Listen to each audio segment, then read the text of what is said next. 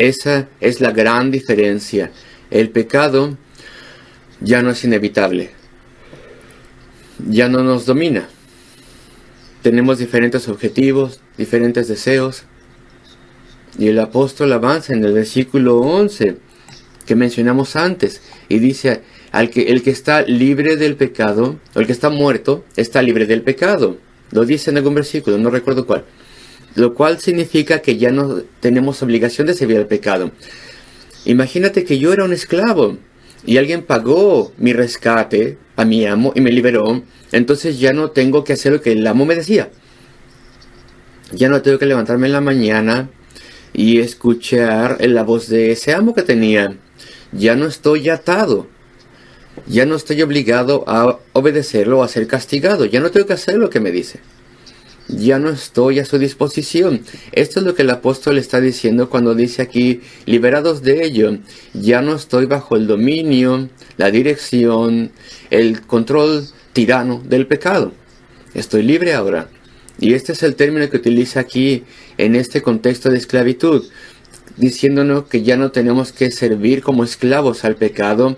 Versículo 7, porque el que ha muerto ha sido justificado del pecado. Ya no tengo obligación para con ese amo. Ya no estoy atado a ese amo. Ya no estoy sujeto a él. Estoy libre ahora. Y esa es la verdad. Porque tu antigua vida murió en el Calvario, a pesar de que después de la conversión todavía eres un pecador, pecadora. Aún así, ya no estás obligado o obligada al pecado, dominado o dominada por el pecado. Ya no le debes a ese amo pecado ningún servicio. Puedes ignorarle. Puedes resistirle. Antes no podías, prácticamente no lo podías hacer, pero ahora puedes. Ahora estás libre para resistirle. ¿Qué diferencia? A pesar de que todavía hay un pecado residual, pero hay una gran diferencia en tu estatus. Entonces dice aquí que has muerto. Entonces ya estás fuera del registro de tu amo antiguo. Moriste con Cristo en la cruz del Calvario, versículo 8. Y si morimos con Cristo, creemos que también viviremos con Él. Y aquí tenemos un gran aliento. Es inevitable. Es consecuencia lógica. Si estamos en Cristo, así como Él murió, y de forma inevitable se levantó otra vez, así nosotros inevitablemente tenemos vida y libertad. Esto es algo para alentarnos. Es un razonamiento muy simple. Y si morimos con Cristo, versículo 8, y como Él se levantó, creemos y sabemos que también viviremos con Él. Tienes poder sobre el pecado. Si eres creyente, velo así. Si tienes certeza que moriste con Cristo, tienes dominio sobre el pecado. ¿Y cómo puedes estar seguro de que moriste al pecado y moriste con Cristo? Pues lo sé que morí con Cristo porque mi antigua vida murió. Ya no tengo los mismos gustos que tenía antes. Los deseos que tenía antes ya no los tengo. Las mismas susceptibilidades al pecado que antes tenía ya no la tengo. Entonces sé que morí con Cristo. Cristo es una gran diferencia para mí. Bueno, si eso es verdad, y tienes certeza de ello, tienes certeza que Él te cambió, entonces también puedes tener certeza de que Él te ha dado poder sobre el pecado. Este es el razonamiento aquí. Y si morimos con Cristo, creemos que también viviremos con Él. Tienes una nueva naturaleza que puede vencer las tendencias antiguas, la naturaleza antigua. Tienes un nuevo ser, versículo 9, sabiendo que Cristo, habiendo resucitado de los muertos, ya no muere. La muerte no se enseñaría más de Él. Mírale a Él. Piensa respecto de Cristo. Él luchó esa batalla. Él vino a ser tu sustituto. Él sufrió y murió. Y ahora ha roto los lazos de la muerte. Él nunca morirá otra vez. Vive para siempre. Tiene el poder de la vida. La muerte ya no tiene dominio sobre Él. Estás en Él. No tendría que gobernarte. Si tú lo permites, ese es tu desastre personal. Dios te dio poder a través de la ayuda del Espíritu para resistir el pecado. Y cuando digo esto, acuérdense que estoy hablando respecto de alguien que permite que el pecado continúe teniendo dominio sobre esa persona. Continúa con los caminos antiguos, se somete a esos caminos. Versículo 10. Porque en cuanto Cristo murió al pecado una vez por todas, mas en cuanto vive, para Dios vive. Y como Cristo murió por su pueblo, el pecado de su pueblo se ha terminado, mas en cuanto vive, para Dios vive. Él regresó a la gloria. Él ha retomado su reinado igual al Padre. Él no va a vivir y morir una vez más. Él está en la gloria eterna. Y entonces tú, si eres creyente en Él, obtienes una vida que nunca perderás.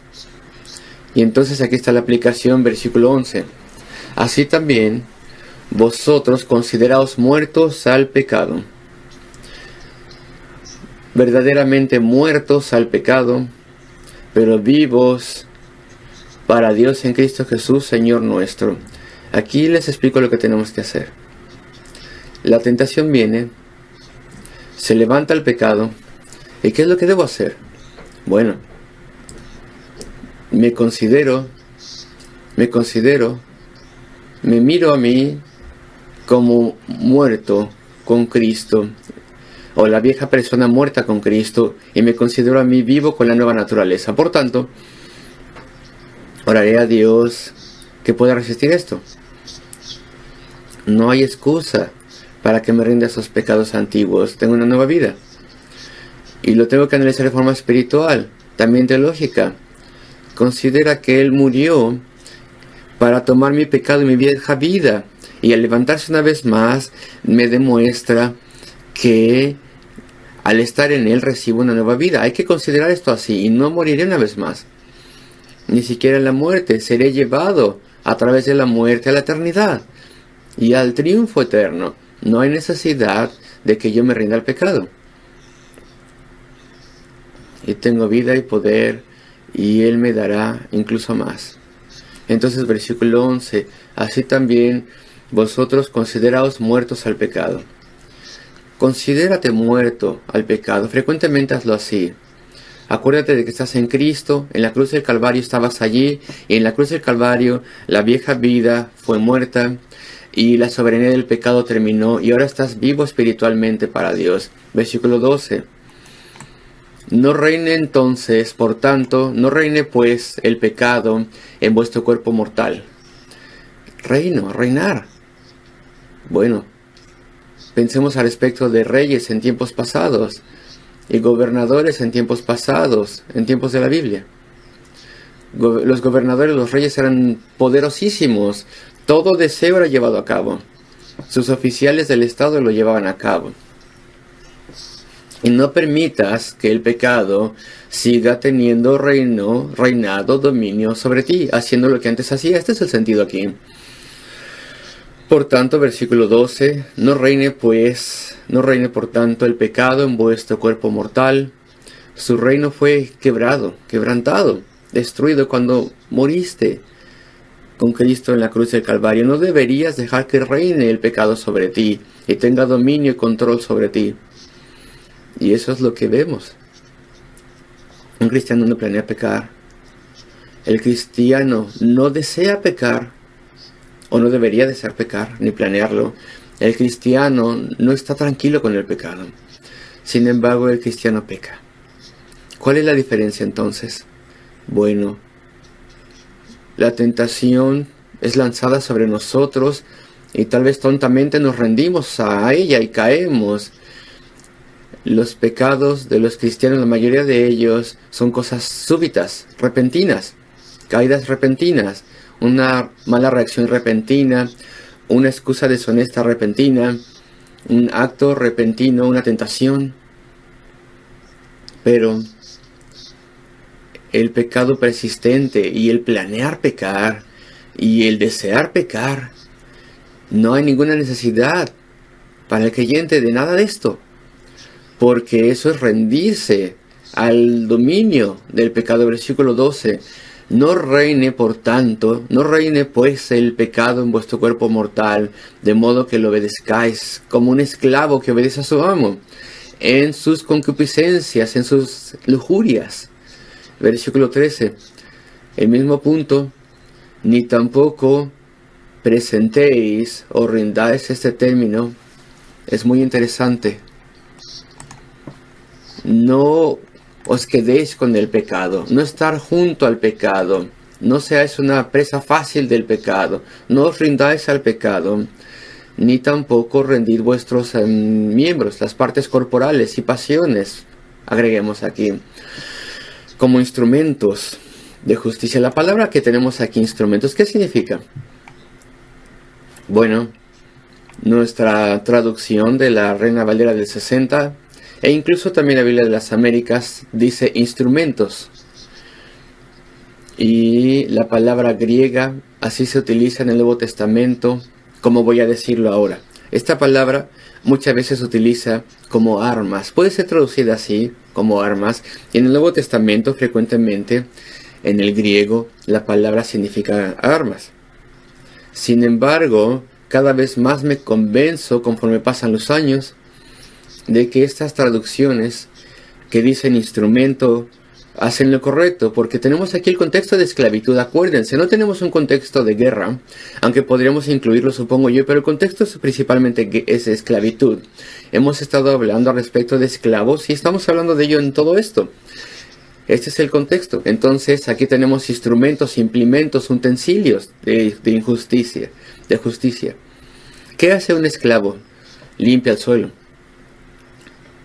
O está limpiando algo, está utilizando un martillo, tiene una arma en su mano, un instrumento. Las herramientas, instrumentos, utensilios o armas, se puede decir cualquier cosa, pero el contexto creo yo que demanda que sea instrumento porque estamos hablando de esclavitud. No rindamos nuestras partes corporales como herramientas de injusticia. No presten sus oídos a los ritmos diseñados por el entretenimiento mundano. Este ritmo que diseña el mundo para atraerte a esclavitud, de su estilo y su mensaje sensual y esencial de ese entretenimiento mundano. No rindáis vuestras bocas como una herramienta, un esclavo del pecado. Estar con chismes, o deshonestidad, o calumnias, o jactancia. No rindáis vuestros brazos, vuestras piernas, vuestros sentidos y mente como instrumentos de esclavitud al pecado. Y eso es lo que se hace. Y cuando Cristo murió, murió por todo tu ser, murió para mortificar tu antigua naturaleza y traer la muerte, y ahora estás libre de ese dominio, y un día estarás libre de eso por completo, y mientras tanto no te rindas de forma voluntaria a eso, a ese dominio. Ese es el sentido aquí. Versículo 13. Ni tampoco presentéis vuestros miembros, las partes corporales, también las pasiones, estoy seguro que se incluye vuestros sentidos, como instrumentos de iniquidad. Sí, tal vez armas de injusticia, pero mejor instrumentos en este contexto. No rindáis vuestros miembros al pecado como instrumentos de justicia, sino presentaos vosotros mismos a Dios como vivos entre los muertos, y vuestros miembros a Dios como instrumentos de justicia.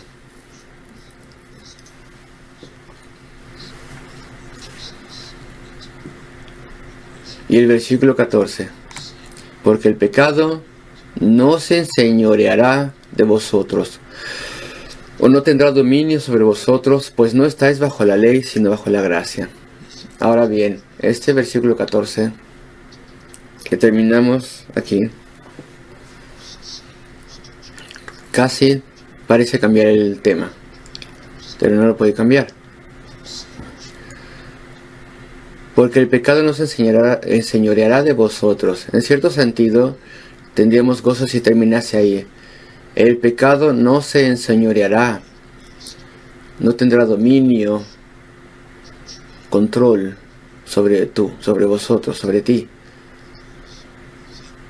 porque hay que recordar que la antigua persona murió en la cruz de Calvario y tu deuda para con Dios es más grande y más profunda. Y te das conscientemente a Él. Estoy tal vez bajo gran tentación, te dirás tú. Entonces pensar al respecto del Calvario y la deuda que tengo para con Dios, y me entregaré a Él, por completo nuevamente a Él, porque el pecado no tendrá dominio sobre ti. Y después la última parte, que parece fuera de lugar, porque no estamos bajo la ley, sino bajo la gracia. ¿Qué tiene que ver esto con lo que estábamos mencionando? ¿Cómo puedo yo entender esto en el contexto de la exhortación? Pues hay una forma de hacerlo, y yo creo que este es el sentido. Porque aquí en este momento, lo que el apóstol tiene en mente cuando dice aquí ley y gracia, ya avanzó del argumento en capítulos anteriores. No estás bajo la ley. Si estuvieses bajo la ley, parece decir, yo no podría hablarte a ti así. No podría decir, el pecado no tendrá dominio sobre ti. No podría decirlo si tú estuvieses bajo la ley, porque la ley no tiene poder para ayudarte.